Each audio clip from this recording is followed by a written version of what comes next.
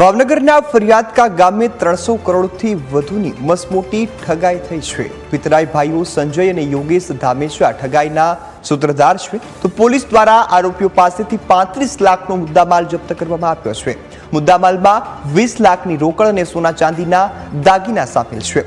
8.23 લાખના દાગીના, Dzire car સાથે એક્સ સ્કૂટર છે તે જોવા મળ્યું છે અને સાથે નોટ મશીન પણ જપ્ત કરવામાં આવ્યું છે। પોલીસ તપાસ અંતર્ગત 103 જેટલા સાક્ષીઓના મહત્વના નિવેદનો પણ લેવામાં આવ્યા છે। આરોપીઓએ 6.19 લાખની રકમ પરત કર્યાનું તપાસમાં મોટો ખુલાસો થયો છે।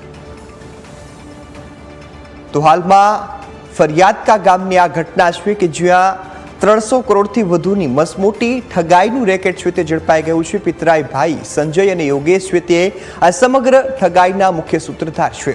સમગ્ર ઘટનામાં હાલ તો પોલીસ દ્વારા 35 લાખથી વધુનો મુદ્દામાલ છે તે જપ્ત કરવામાં આવ્યો છે, જેમાં 20 લાખ રોકડ સાથે ડિઝાયર કાર, એક્સેસ સ્કૂટર અને નોટ મશીન પણ જપ્ત કરવામાં આવ્યું છે। 103 જેટલા સાક્ષીઓના મહત્વના નિવેદનો છે તે પણ લેવામાં આવ્યા છે અને સાથે હવે આ સમગ્ર જો કૌભાંડને લઈ વધુ તપાસ છે તે હાથ ધરવામાં આવી રહી છે। તો ભાવનગરની આ ઘટના છે ફરિયાદકા જે ગામ છે તેનું આ ઘટના છે કે જ્યાં પિતરાઈ ભાઈઓ સંજય અને યોગેશ ધામેચા જે મુખ્ય સૂત્રધાર છે તેમની જે ઘટના છે તેમને અંજામ આપવામાં આવ્યો છે। સાથે જ જે 35 લાખનો મુદ્દામાલ છે તે પોલીસ દ્વારા જપ્ત કરવામાં આવ્યો છે।